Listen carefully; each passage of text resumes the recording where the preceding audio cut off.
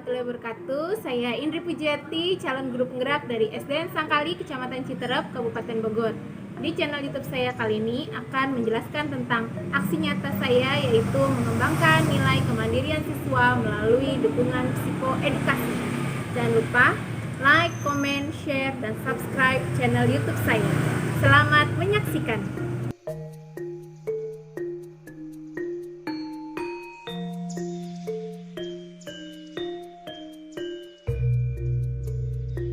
Latar belakang, nilai dan peran guru penggerak pada modul 1.2. Kehidupan saat ini di era 4.0 sesuai kemajuan zaman mengakibatkan adanya perubahan pola hidup sosial masyarakat. Maka, penting sekali mengajarkan kepada anak sejak dini makna dari sebuah perbedaan dan menghargai keragaman. Sebagai manusia yang hidup di masyarakat yang majemuk dan beragam, meliputi agama, sosial, adat, bahasa, kultur, tempat hidup, sosial ekonomi, maka penting bagi seorang guru penggerak untuk menumbuhkan sikap menerima dan menghargai segala perbedaan yang ada di lingkungan masyarakat, sehingga tercipta murid yang Pancasilais, mempunyai kompetensi global dan pembelajar sepanjang hayat, serta menjadi pribadi yang merdeka.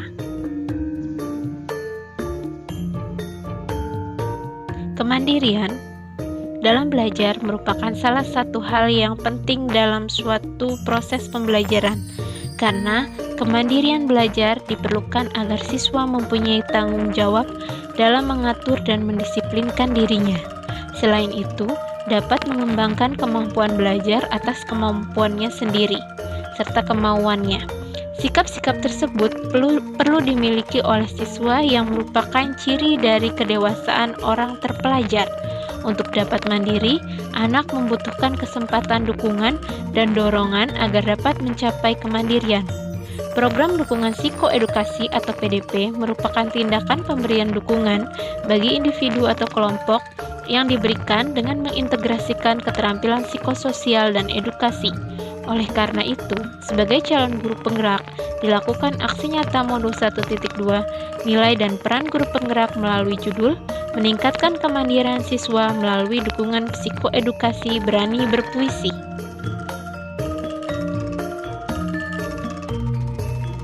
Tujuan dari aksi nyata modul 1.2 antara lain: 1.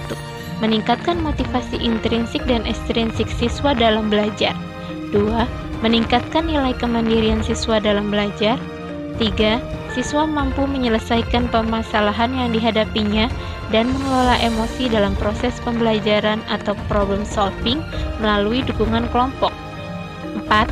Siswa dapat menghargai keberagaman yang ada di masyarakat dan lingkungan sekitar.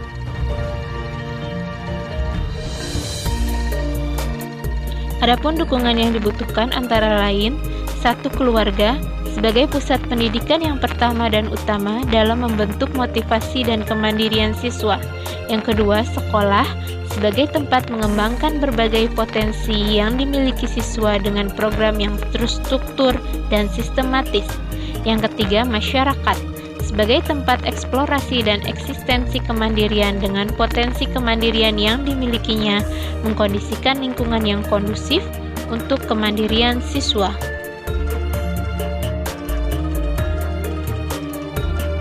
Adapun aksi nyata tolak ukur untuk modul 1.2 antara lain: 1. Meningkatkan kemandirian siswa dalam belajar. 2. Meningkatnya motivasi siswa dalam belajar. 3. Asesmen sikap siswa. Dan keempat, adanya testimoni dari orang tua siswa.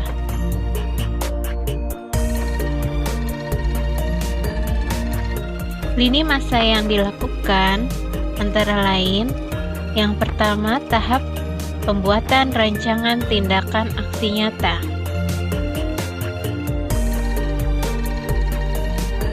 Tahap selanjutnya adalah sosialisasi dan pendampingan individu guna kegiatan arahan aksi nyata.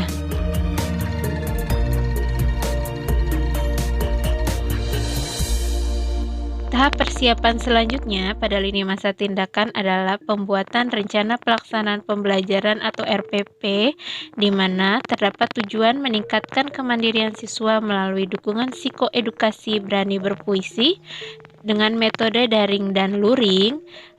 Terdapat langkah-langkah kegiatan pembelajaran dan penilaian, asesmen, atau unjuk kerja siswa dalam berpuisi.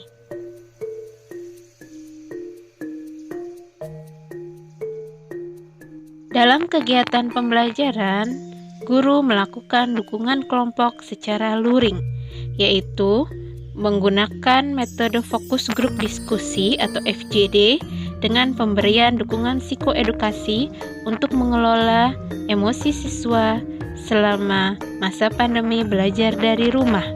Selain itu, untuk meningkatkan motivasi siswa secara intrinsik dan ekstrinsik, serta kemandirian siswa agar berani tampil membacakan puisi.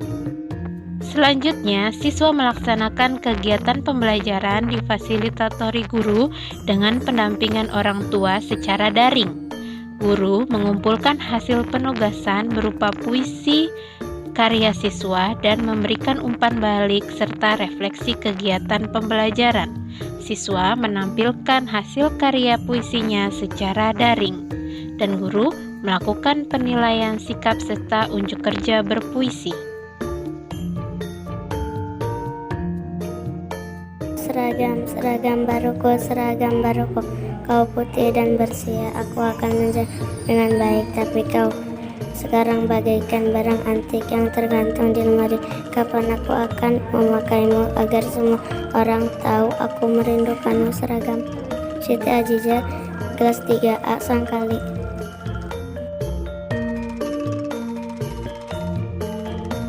Assalamualaikum. Halo, nama saya Ihsan Alfiansyah. Saya dari kelas 3A. Saya akan membacakan puisi Si merah mobil mainanku. Si mobil merah hadiah dari ibu. Mobil merah kesukaanku. Mobil sedan dengan remote control. Akan ku jaga selalu. Terima kasih ibu. Buku merah, tempatku menulis, tempat menyimpan catatan pelajaran yang ibu guru berikan di masa pandemi ini. Aku belajar daring. Buku merah tersimpan semua catatan pelajaran. Walaupun tak setiap hari bertatap muka dengan ibu guru, tetapi setiap hari selalu ada pelajaran yang tertulis di buku merah. Hai, nama saya Najar Iwan, kelas 3A. Mari teman, mari kemari kita singkan lengan baju kita bersihkan lingkungan kita jaga selalu kebersihan, jangan biarkan sampai berserakan. Buanglah sampah pada tempatnya, kita cinta kebersihan, rumah bersih dan nyaman, lingkungan bersih sehat. Aku Fatima, aku kelas 3A. Aku akan membacakan puisi tentang tasku. Tasku, ia adalah teman yang selalu menemaniku pergi sekolah. Ia adalah teman yang selalu membantuku. Tasku, begitu kuatnya dirimu, begitu sabarnya kamu membawa buku-buku tebal milikku. Tasku, terima kasih selalu menemaniku, terima kasih selalu membantuku. Salamku temanku.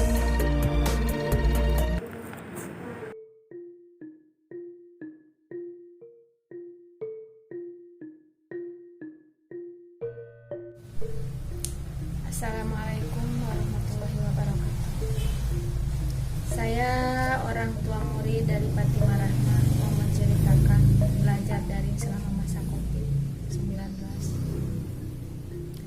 Kesan pesannya anak selama belajar dari rumah, saya menilai terdapat sisi positif dari aktivitas belajar online di rumah, yaitu Tidak khawatir anak tak harus pergi keluar rumah untuk bersekolah dalam masa pandemi.